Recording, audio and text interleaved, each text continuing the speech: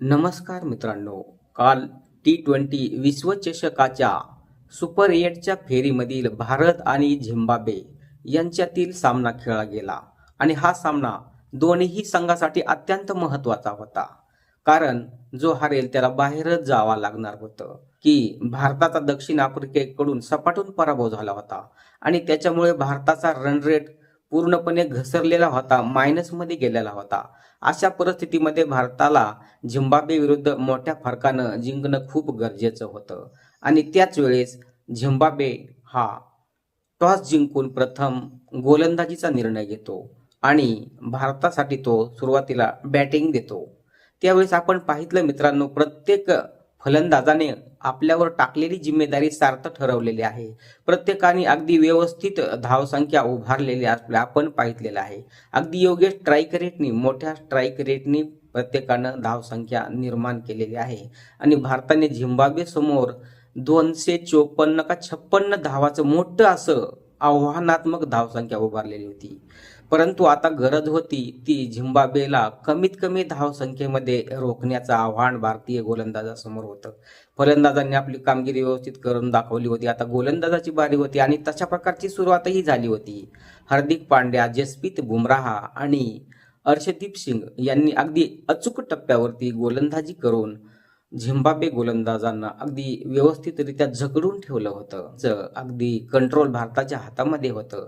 अशा वेळेस कमीत कमी धावसंख्येवरती झिम्बाब्वेला रोखणं गरजेचं असताना झिम्बाब्वेचा बॅनेट नावाचा फलंदाज अगदी लईमध्ये सुंदर असे फटकेबाजी करत होता. त्यावेळेस झिम्बाब्वेला कमीत कमी धावसंख्येमध्ये आऊट करणं हे मोठं भारतासमोर आव्हान होतं आणि भारतीय गोलंदाज सुरुवातीच्या फळीमधील गोलंदाजांनी अगदी ते अचूक पार पाडलं. परंतु का झालं आणि काय नाही कुणास ठाऊक. भारताचा कर्णधार सूर्यकुमार यादवने बुमराची एक आणि हार्दिक पांड्याची एक ओव्हर शिल्लक असताना त्याला 2 ओव्हर का दिलेल्या असतील हाच प्रश्न माझ्यासमोर पडतो. तसा तो प्रश्न तुमच्या समोर देखील पडतो.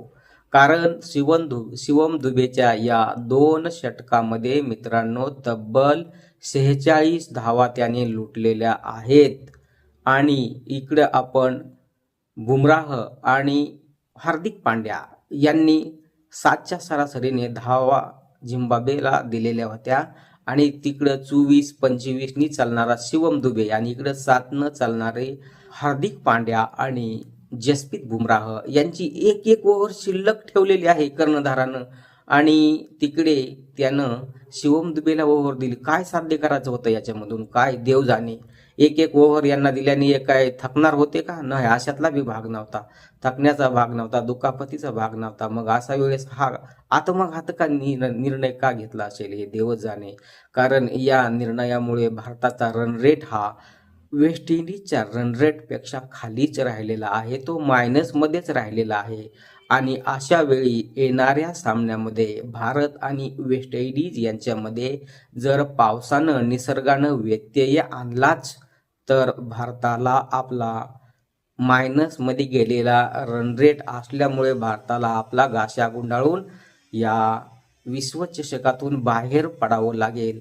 आणि हीच रन रेट डोळ्यासमोर ठेवून जर गोलंदाजांनी व्यवस्थित गोलंदाजाचे मॅनेजमेंट केलं असतं आपल्या कॅप्टन साहेबांनी आणि व्यवस्थित सर्वांच्या ओव्हर करून घेतल्या असत्या तर झिम्बाब्वे संघ अजून अलीकडंच आटपोला गेला असता. एवढ्या लांबचा पल्ला झिम्बाब्वे टीमनं नक्कीच गाठला नसता आणि भारताचा रन रेट हा नक्कीच सुधारला असता आणि भारताचा रन रेट हा वेस्ट इंडिजपेक्षा नक्कीच चांगला झाला असता.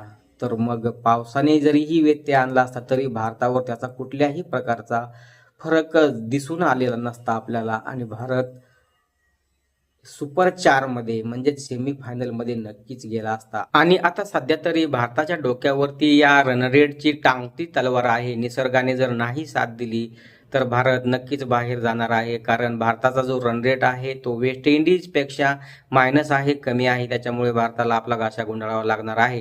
हेच मॅनेजमेंट कॅप्टन साहेबांनी डोळ्यासमोर ठेवून गोलंदाजांना अगदी व्यवस्थित हँडल केलं असतं, प्रत्येकाच्या व्यवस्थित ओव्हर करून घेतल्या असत्या तर भारत 100% सुपर 4 मध्ये पोहोचलाच असता. पावसाचीही ताकद नव्हती मग भारताला अडवण्याची, असं मला तरी वाटतंय.